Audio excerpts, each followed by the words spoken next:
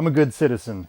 And as a good citizen, I file my taxes on time. I do it, and I do it well early. Like DOD or whoever I work for says they give you your W blops at the end of January, so I file at the beginning of February. And that's what I did this year. But then the dates got pushed back, and I bought a whole bunch of stuff, and I was supposed to do this like big tax return special, but I didn't because the dates got pushed because COVID-19, because 2020 is a train wreck, and here we are. I bought a bunch of stuff with my tax return. It's time to talk about that.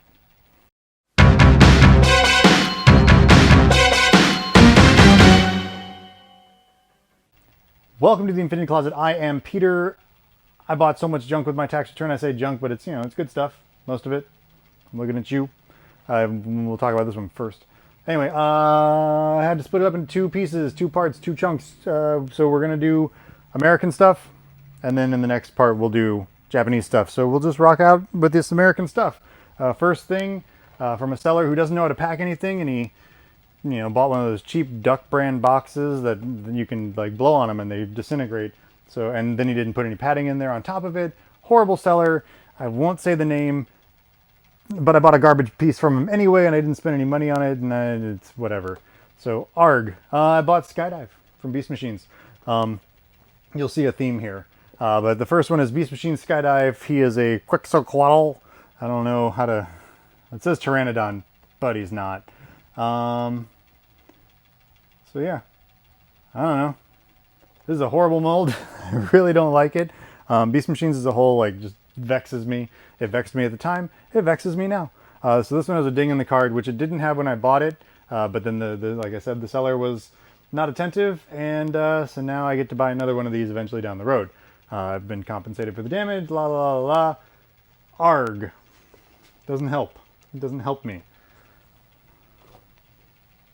I can check a box, but it's a box with an asterisk, so I have to like go back and revisit. Anyway, next up, I've got a sealed Transquito. Transquito's fun.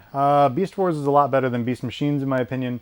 I never quit Transformers, so seeing the decline from Beast Wars into, well, my opinion, the decline from Generation 2 into Beast Wars, and then Beast Wars, the story picked up, because there was a story in Beast Wars as opposed to Gen 2, which was nothing except for the comic books, but that's a different story.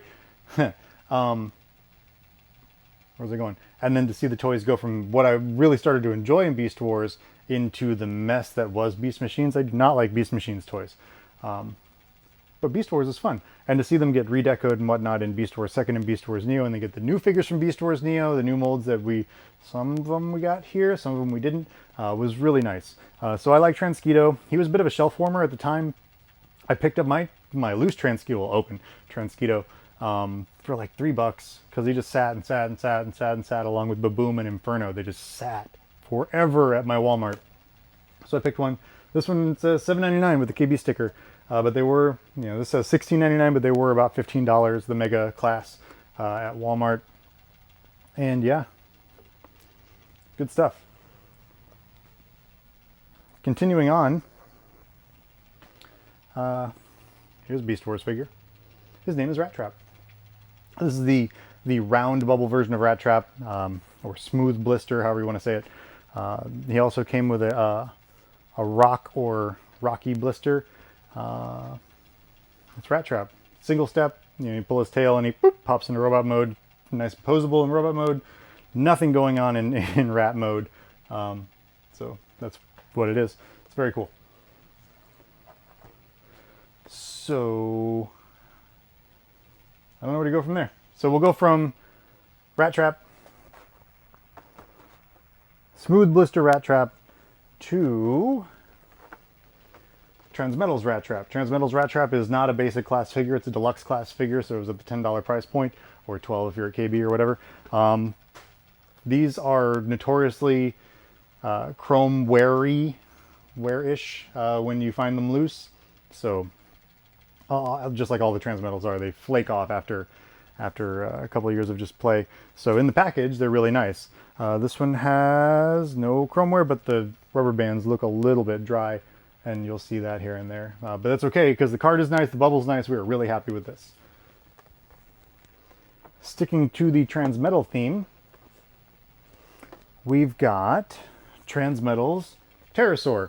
Now, Pterosaur did not appear as a Transmetal in the cartoon. However, in the episode, spoiler alert, I mean, it's been 25 years or whatever, he was undergoing the Transmetal process when he fell into the lava in the Dark Side, the Predacon ship, where he died. Little transmetalization was written in for him and Scorponok as like a backdoor maybe for them to come back, but then they never came back and died. This is what he could have looked like had he not died. Very cool. Very cool figure. All the Transmetals had a third mode of some sort, and this one is probably one of the weaker third modes. So they had like vehicle parts incorporated. It has like a jet mode. It says transportation mode. Whatever. So yeah, this very cool figure, robot, very cool pterodactyl or pteranodon, very lame third mode. So that's what that is. And sticking with Transmetals, we've got Waspinator. Waspinator is Transmetal. He did not appear as such in the cartoon. Different reasons from Pterosaur, whereas Pterosaur was busy dying.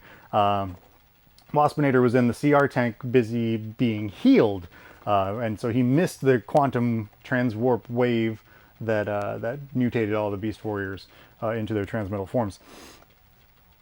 And yeah, so he has a really cool Seeker style canopy on his, well, it's on his crotch, whereas a Seeker has it on his chest.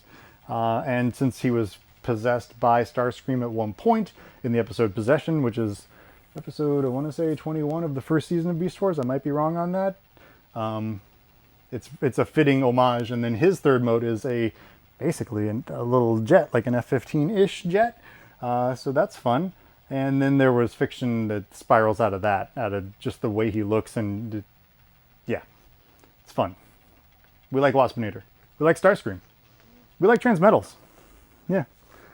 And then the Transmetals for the third-ish year, for season 3 anyway, we'll say that. Season 3, they underwent further mutations, some of the Transformers, and they became Transmetals 2. This was something that, you know, Megatron cooked up something using an alien device, and he applied blah, blah, blah, blah. It's a whole continuity. Watch the cartoon. Watch the cartoon. Transmetals 2. The first wave of Transmetals 2s had 2 releases each. That's Ramulus, Dinobot, and Cheetor. Dinobot actually had 3 releases, but one sec. Wait. Cheetor, the first releases for Ramulus and Dinobot and Cheetor all had Roman numeral 2, so Transmetals 2.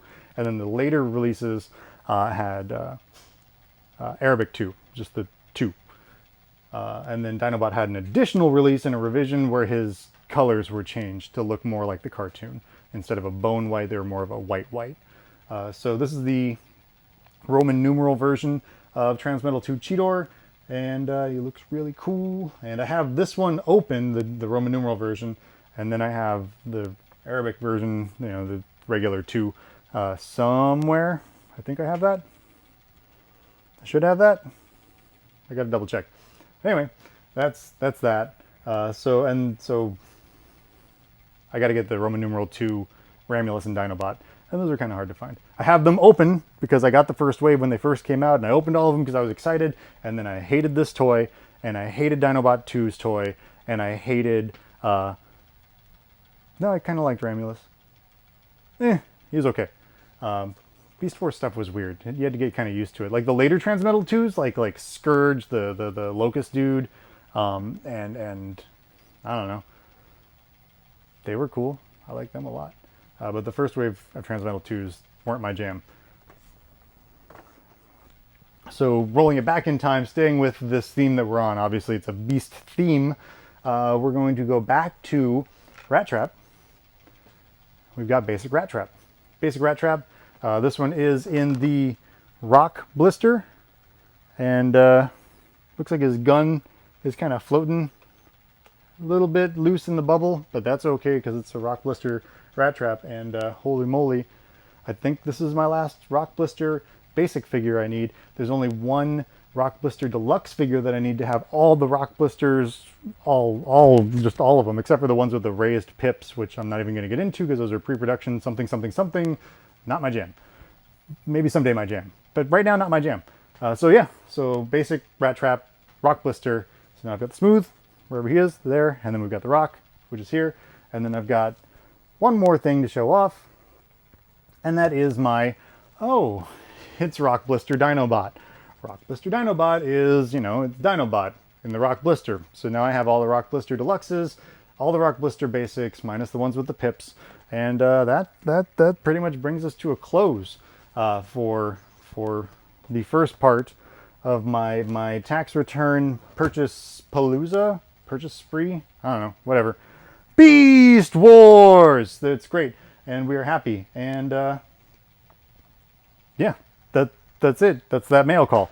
Half of the mail call. The other half we'll pick up with the Japanese stuff, so stay tuned. Forever Destron.